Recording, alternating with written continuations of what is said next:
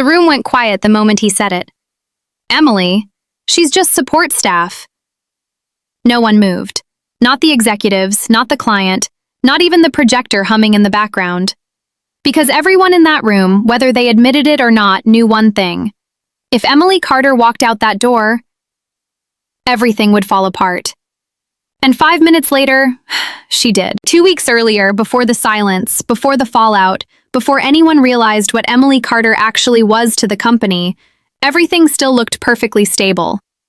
Chicago in late October carried that sharp, metallic cold that cut through glass towers and expensive coats alike.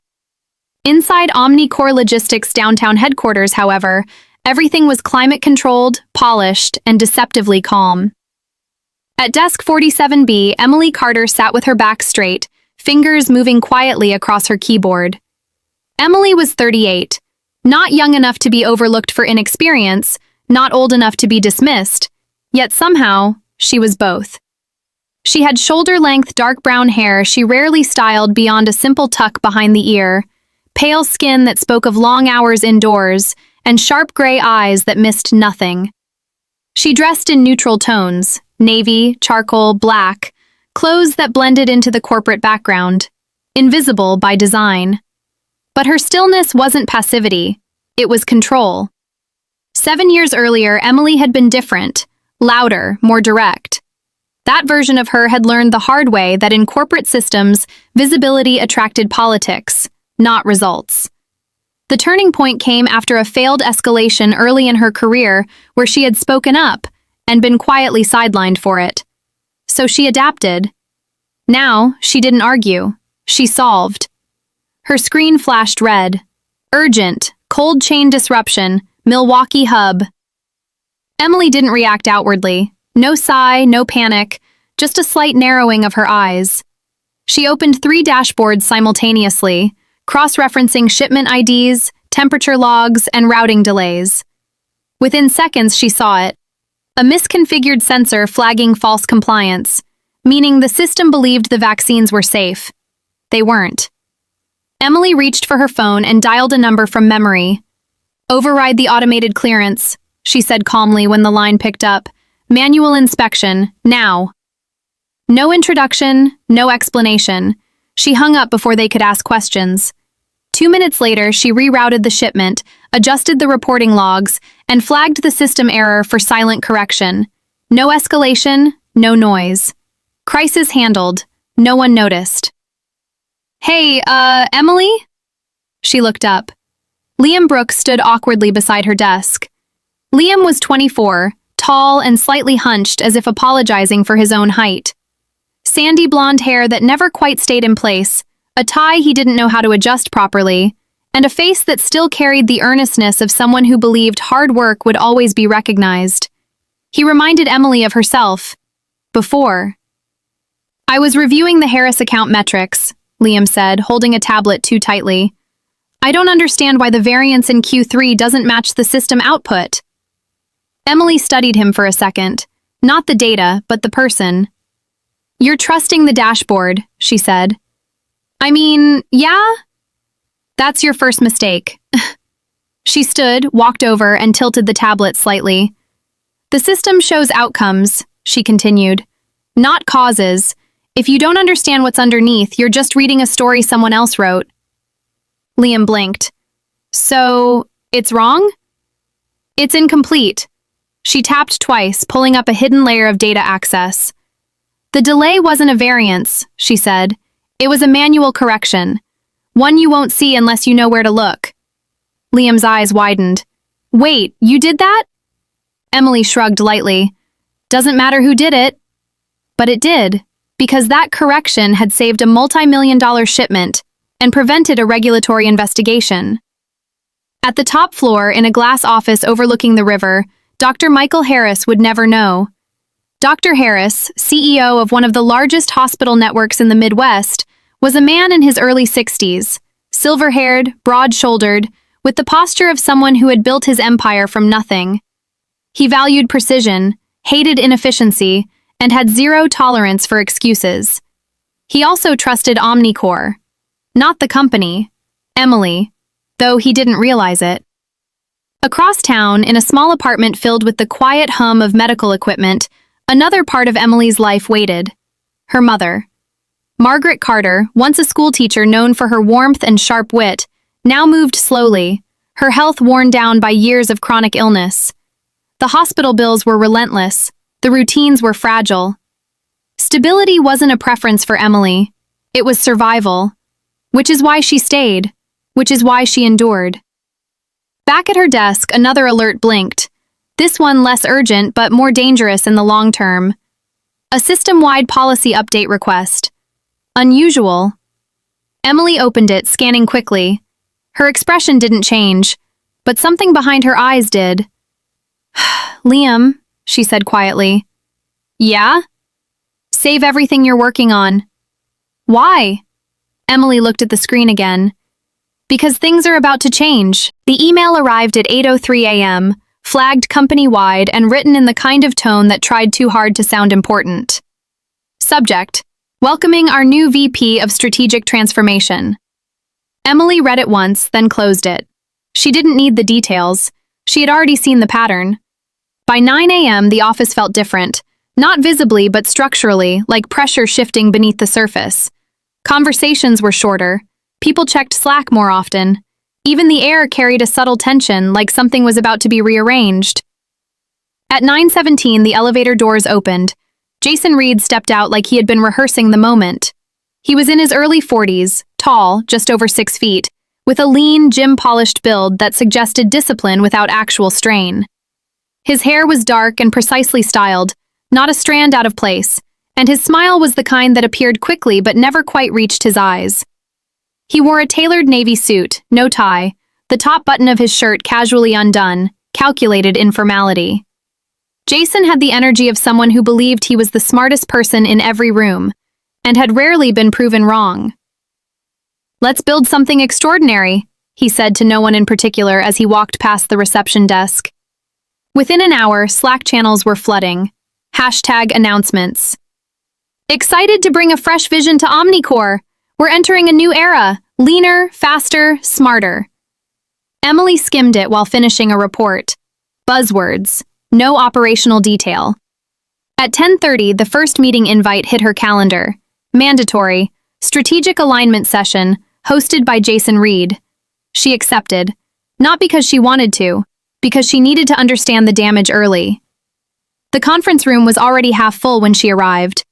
Liam sat near the middle, notebook open, posture alert. He looked up when he saw Emily, visibly relieved.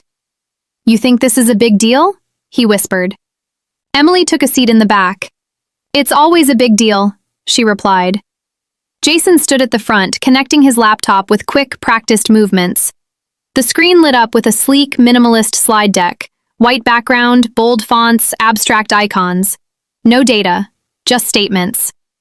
"We've been successful," Jason began, pacing slowly.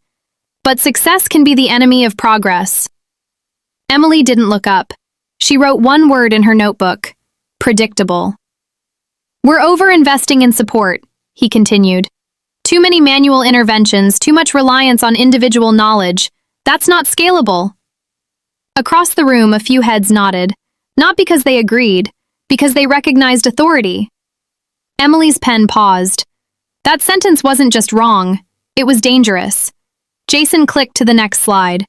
Automation, centralization, efficiency. "We're moving toward a system where processes, not people, drive outcomes." Liam shifted beside her. "That sounds good?" he whispered uncertainly. Emily didn't answer, because on paper it always did. At the side of the room, Susan Miller from HR stood with her hands clasped, smiling. Susan was in her mid-40s, petite, with carefully styled blonde hair and a wardrobe that leaned heavily into soft pastels. Her voice was always warm, measured, reassuring in a way that made disagreement feel like a personal failure. She believed deeply in corporate culture, in alignment, in unity. And more importantly, she believed in leadership. "This is about evolution," Susan added gently. "We're empowering teams to think bigger." Emily finally looked up. Empowerment, she knew, was often code for removal of control. Jason continued, gaining momentum. We'll be implementing a centralized ticketing system for all client interactions. No more direct communication. Everything flows through a unified channel. That got a reaction. Subtle, but real. Emily felt it ripple through the room, and then settle into something heavier. Because for most people, it was just a process change. For Emily, it was a fracture point. On Slack, a new channel appeared. #Future of Operations. Messages began pouring in. Finally, some structure. About time we modernized. Does this mean less overtime?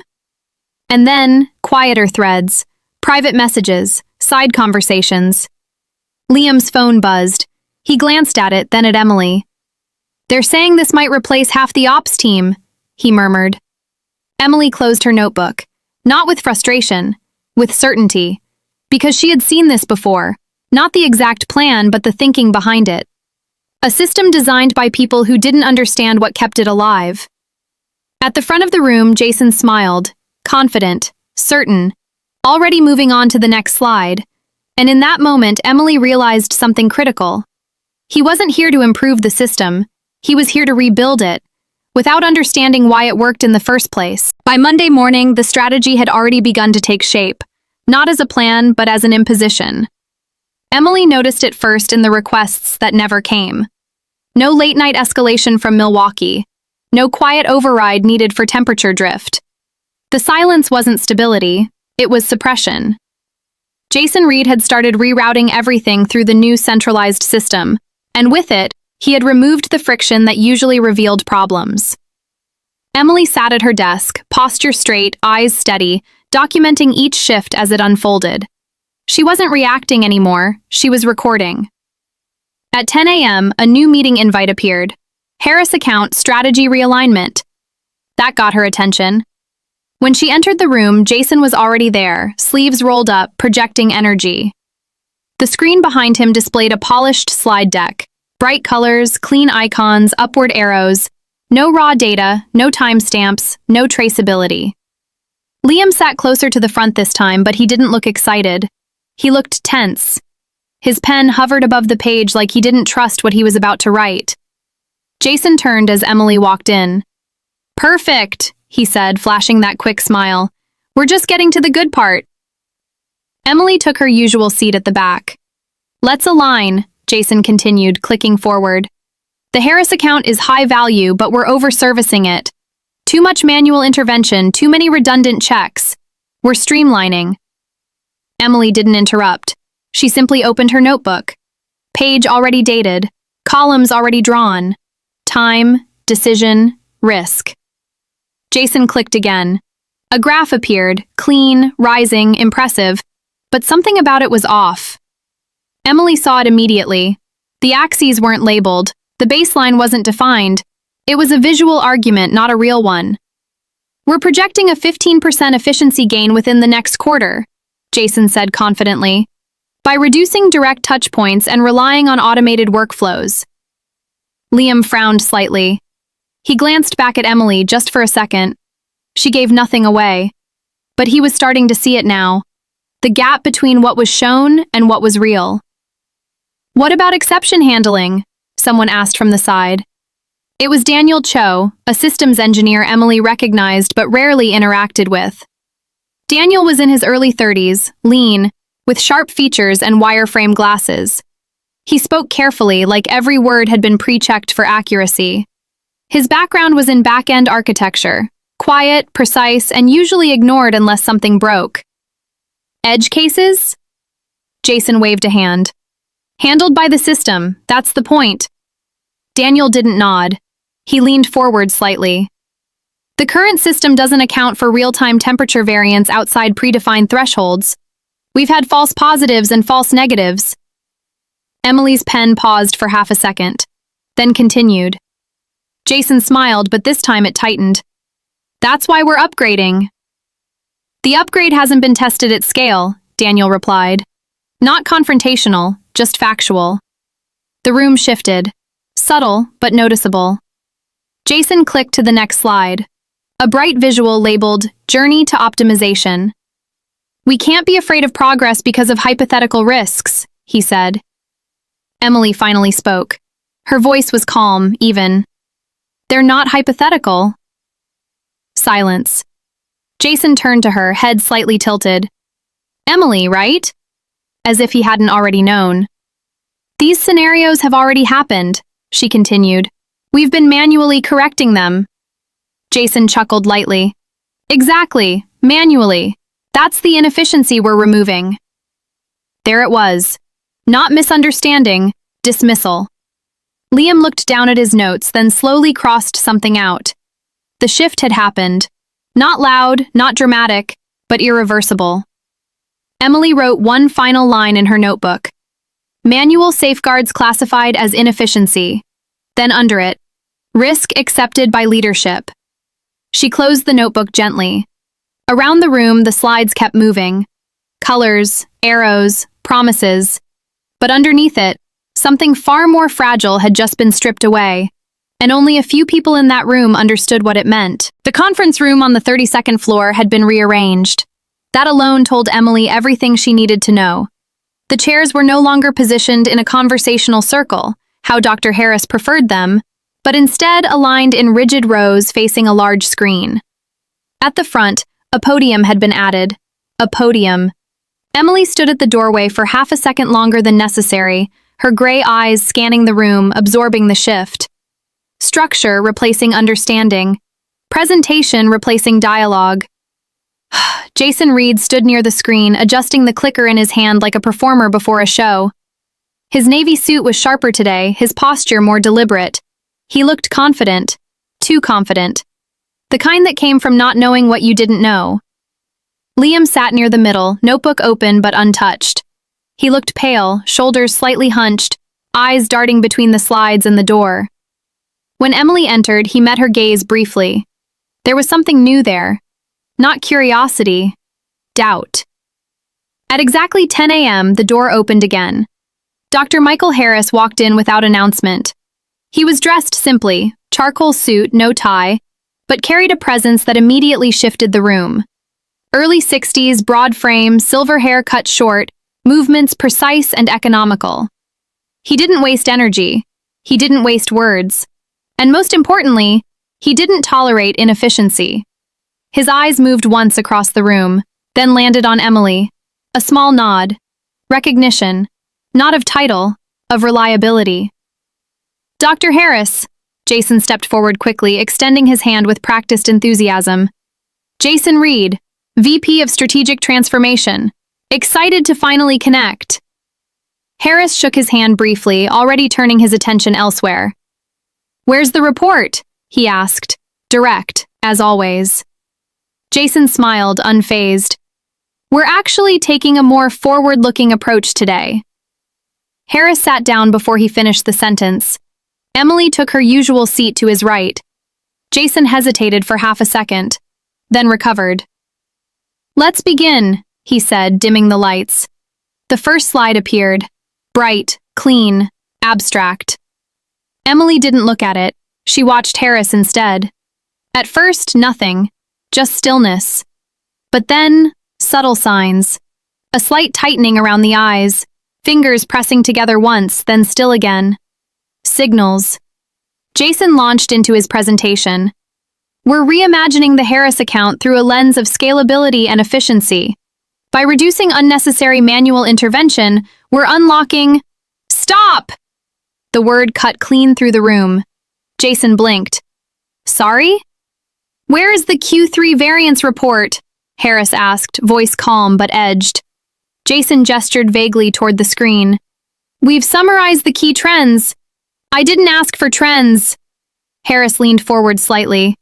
I asked for data. Silence stretched. Liam's pen slipped from his fingers and hit the table softly. Emily could feel it now, the fracture widening. Harris turned his head slightly. Emily. Her name, spoken simply. An opening, a correction.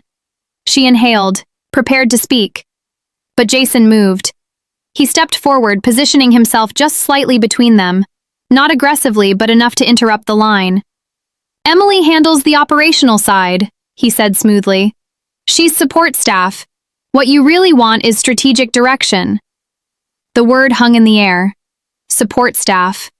Liam froze, completely. Something inside him shifted. Not confusion this time, but clarity. He looked at Emily, waiting for her to react, to correct it, to push back. Emily didn't move, didn't blink, didn't speak. But her stillness changed. Not passive anymore, decided. Across the table, Harris leaned back slowly, eyes now fixed entirely on Jason. The temperature in the room seemed to drop, not physically but perceptually, like something vital had just been misplaced. Support staff, Harris repeated quietly. Jason nodded, confident. Exactly. She supports execution. I handle strategy. A mistake. Not loud, not obvious, but final. Emily closed her notebook. The soft click echoed louder than it should have. She placed her pen carefully on top, then folded her hands. She didn't argue, didn't correct him, didn't defend herself. Because she understood something Jason didn't. Value didn't need to announce itself. Only absence did. Harris didn't say anything else. He simply looked at Emily again, longer this time. And in that silence, he understood. No one spoke when Emily stood up. The chair slid back with a soft, controlled sound, nothing dramatic, nothing abrupt. But in a room that had already thinned into silence, it landed with weight. Jason turned, irritation flashing briefly across his face. "We're not finished," he said, tone sharpened just enough to assert authority. Emily didn't look at him. She picked up her notebook, her posture straight, movements precise. "You are," she replied calmly and walked out. The hallway felt different, quieter but clearer. Inside the room there had been noise disguised as direction. Out here there was only consequence. Emily didn't slow down. She passed rows of glass offices, ignored the curious glances, and headed straight for the elevator. By the time the doors closed, her decision had already been made. She wasn't going to fight this. She was going to exit it. Back at her apartment that evening, the city lights flickering against the window, Emily sat at her kitchen table with her laptop open. The blazer was still on, armor she hadn't taken off. Across from her, in a recliner by the window, her mother rested quietly, a blanket draped over her legs. The faint hum of an oxygen concentrator filled the space. Stability. That was what this job had given her, and what it had just taken away. Emily opened a folder labeled Contracts. Her employment agreement appeared in seconds. She didn't skim. She read, line by line, clause by clause, the way she approached every system. Methodically. Precisely. An hour later, she made a call. "Still reading everything before you act?" the voice on the other end said, half amused. Rachel Stein, mid-40s, sharp-minded, sharper-tongued. A corporate attorney with a reputation for dismantling arguments before they fully formed. She had short auburn hair, always impeccably styled, and a voice that carried authority without effort. Years ago, she had helped Emily navigate a contract dispute, one that had quietly shaped how Emily operated ever since. "I need clarity," Emily said simply. "You always do," Rachel replied. "What changed?" Emily glanced at the screen. "Leadership." Rachel exhaled softly. "That bad?" "Worse. And it's going to break something critical." There was a pause, then, "Send me the contract." Emily did. Minutes later, her phone buzzed again. "You're restricted from soliciting clients," Rachel said. "But there's a gap. If they come to you first, you're clean." Emily leaned back slightly. Not relief, confirmation. Her phone buzzed again, this time a message. "Liam. Emily, are you okay? That meeting, I don't think this is right. What should I do?" She stared at the screen for a moment, then typed, "Document everything. Don't argue, just watch." 3 dots appeared, then disappeared. Across the room, another notification lit up her laptop. "System alert, shipment delay, Indianapolis cold chain." Emily opened it. Medication batch, temperature sensitive, delayed due to automated routing reassessment. She closed her eyes briefly. There it was. Not a theory anymore, a consequence. She didn't move to fix it, not yet. Instead, she opened a new document. Title, Incident Log, Date, Time, System Change, Impact. Her fingers moved steadily. If the system was going to fail, she would make sure it was recorded. By Thursday morning, the cracks were no longer theoretical. They were operational. At Omnicore, the dashboard still glowed green.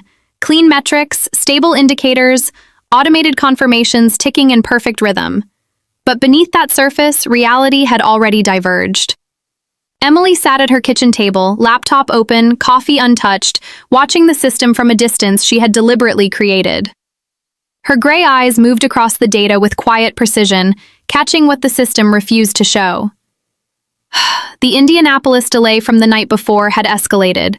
Now it wasn't just delayed, it was degrading. Temperature-sensitive vaccines flagged as within acceptable variance by the automated system had been sitting too long without manual override. The algorithm trusted its thresholds. Emily knew better. Across town, in the Omnicore operations floor, the atmosphere was unraveling. Liam sat at his desk, posture rigid, eyes fixed on a string of Slack messages that made less sense the longer he read them. Jason's instructions were coming in rapid bursts, confident, decisive, and increasingly disconnected from reality. Ignore the variance flag. System recalibration in progress. Do not escalate to client. We control the narrative. Stick to protocol. Liam swallowed hard. His fingers hovered over the keyboard. Then, slowly, he opened a private document. Title: Directive Log, J. Reed. He began recording. Every message, every instruction, time-stamped, unfiltered. This wasn't doubt anymore. It was defense. In another part of the building, Susan Miller stood near the glass wall of a conference room, her usual composure slipping just slightly. Her pastel blouse looked too soft for the tension in her posture. She held her phone tightly, listening more than speaking. "Yes, I understand," she said quietly. "But we need to maintain alignment." Her expression changed. Not panic, but concern breaking through belief. "Of course," she added quickly. "We'll address it internally." She hung up and didn't move for a moment. For the first time, the language of culture and alignment felt insufficient. Back in her apartment, Emily exhaled slowly. She had a choice.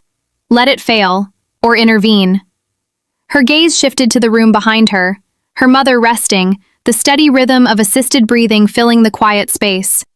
Stability, responsibility, consequence. Emily reached for her phone. She scrolled once, then stopped. Contact. Marcus Klein.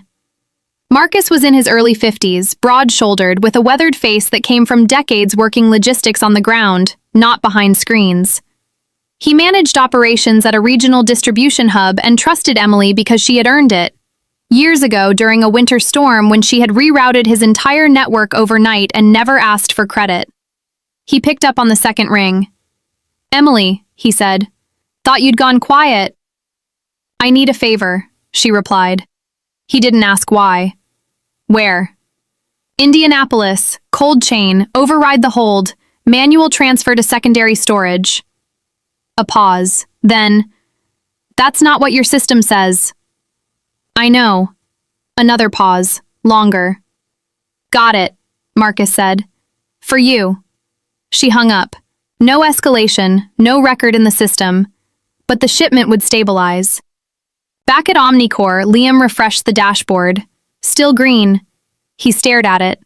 Then at his log. And for the first time, he understood something Emily had known all along. The system didn't fail loudly. It failed quietly. Until someone noticed. The annual Healthcare Logistics Summit was held in a glass-walled ballroom overlooking Lake Michigan, the kind of place designed to impress before a single word was spoken.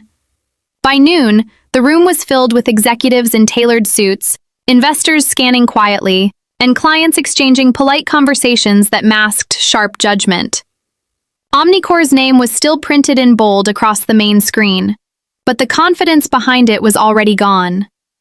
Emily arrived early, dressed simply in a dark gray dress, her posture composed, her expression neutral. She wasn't on the agenda. Officially, she was still on leave. Unofficially, she was the variable no one had accounted for. She took a seat toward the back, blending into the room the way she always had, unnoticed but fully aware. At the front, Jason Reed adjusted his microphone, the same controlled confidence in his stance, but thinner now. His movements were sharper, less fluid. The past few days had taken something from him. Certainty, perhaps. Still, he smiled. Performance intact.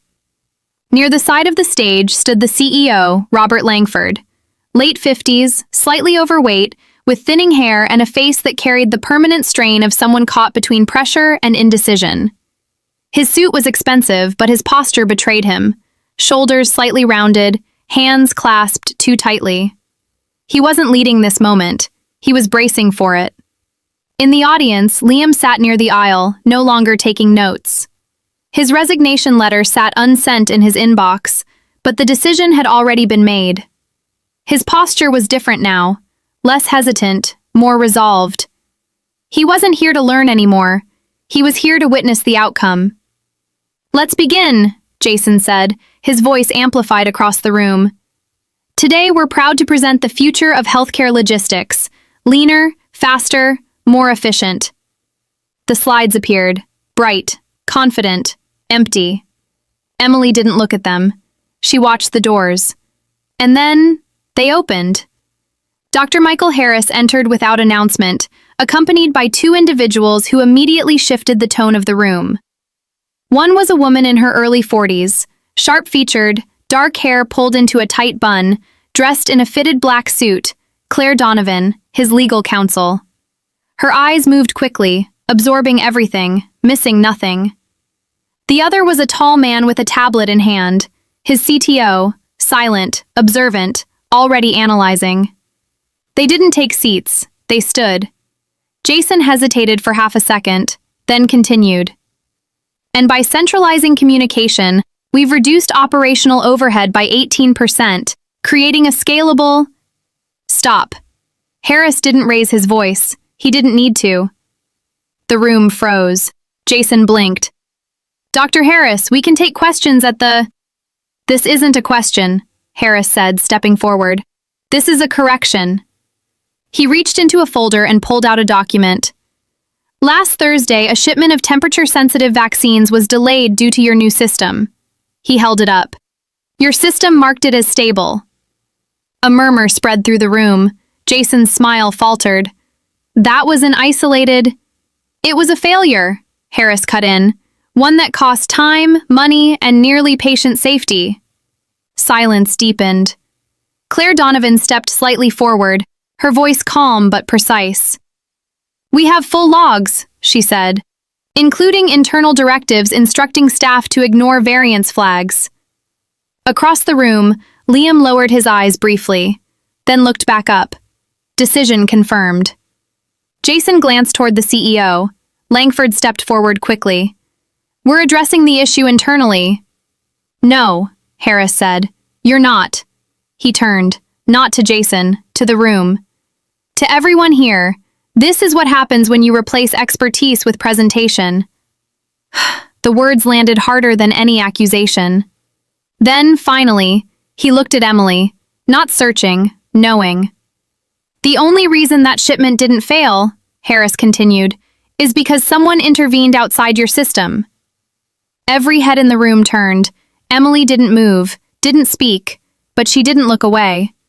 Harris nodded once. Acknowledgement, respect, reality made visible. Jason opened his mouth, then closed it, because there was nothing left to say. Around the room, the shift was immediate. Conversation stopped. Observers became evaluators. Clients became skeptics. Trust recalculated. 3 weeks after the summit, the Omnicore logo still existed, but only as a shadow of what it had been. The industry had moved on faster than anyone inside the company expected. But Emily Carter had already stopped looking back. Her new office wasn't in a glass tower. It was a renovated brownstone on a quiet street in Chicago. Warm lighting, exposed brick walls, real plants by the windows. No reception desk, no waiting area designed for appearances, just function. On the door, Carter Logistics Group. Inside, Emily stood by a long wooden table, reviewing a shipment map projected onto a clean white screen. She looked different, not in appearance but in presence. Still composed, still precise, but no longer contained. The quiet control she had always carried was now visible, not hidden, built into something of her own. Across from her sat Liam Brooks. Same height, same slightly awkward posture, but steadier now. His tie was gone, replaced by a simple button-down shirt, sleeves rolled up. The uncertainty that once defined him had been replaced by focus. "Reroute through Cleveland?" he asked, pointing at the screen. Emily nodded once. "Cut 6 hours, maintains temperature compliance." Liam didn't hesitate. "Done!" No approval chain, no delay, just execution. Operations manager. Earned, not assigned. At the far end of the table, a new voice spoke. "Client's going to want confirmation within the hour." Sofia Alvarez leaned forward slightly, tablet in hand. Early 30s, sharp eyes, dark hair pulled into a loose ponytail, dressed simply but efficiently. She had spent years in hospital procurement, fast decisions, no tolerance for inefficiency. Emily had recruited her 2 weeks ago, not for credentials, for clarity. "They'll have it in 30 minutes, Emily replied. No one questioned it. Because here, promises were only made when they were already true. The office was quiet, not empty but focused. No Slack channels buzzing with noise. No meetings scheduled for the sake of visibility. Communication was direct, minimal, intentional. A rule was written on the wall behind them. If it takes more than 20 minutes, it's the wrong meeting. And beneath it, no buzzwords, only outcomes. Later that afternoon, Emily stepped outside, phone in hand. "Emily," Dr. Michael Harris's voice came through, steady as always. "Shipment arrived, 4-hour delay instead of 3 days." "Within acceptable range," she replied. Then, quieter, "You've rebuilt this faster than I expected." Emily glanced back through the window. Liam was explaining something to Sofia, confident now, precise, no hesitation. "It wasn't a rebuild," she said. "It was removing what didn't work." Harris let out a low breath. "I have 2 colleagues asking about your firm." "Send them," Emily said simply. "No pitch?" "I don't pitch." A faint chuckle on the other end. "No, you don't." They ended the call. That evening, Emily returned home. The apartment felt different now, not because anything had changed physically, but because the tension was gone. Her mother sat by the window, a book resting loosely in her hands. "You're home earlier," Margaret said, looking up with a small smile. Emily set her bag down. Work structured differently. She moved to the kitchen, preparing tea with practiced ease.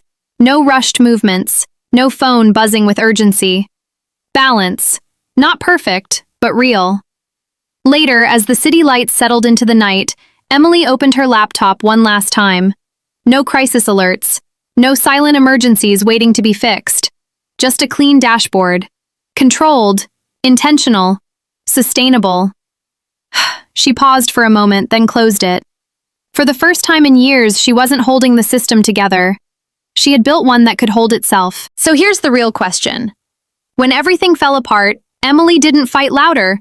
She walked away and built something better. But what would you do? Would you stay and prove your value, or leave and let them feel your absence? Would you speak up in that meeting, or stay silent and let the truth reveal itself? Is loyalty to a company more important, or loyalty to your own worth? When disrespected, do you confront directly, or plan your move strategically? And the hardest one, do you fix the system that's broken, or build a new one without it? There's no easy answer, but your answer says everything about who you are. Drop your choice in the comments. I read every single one. And if you enjoy stories about power, strategy, and real-world consequences, hit like and subscribe so you don't miss the next story.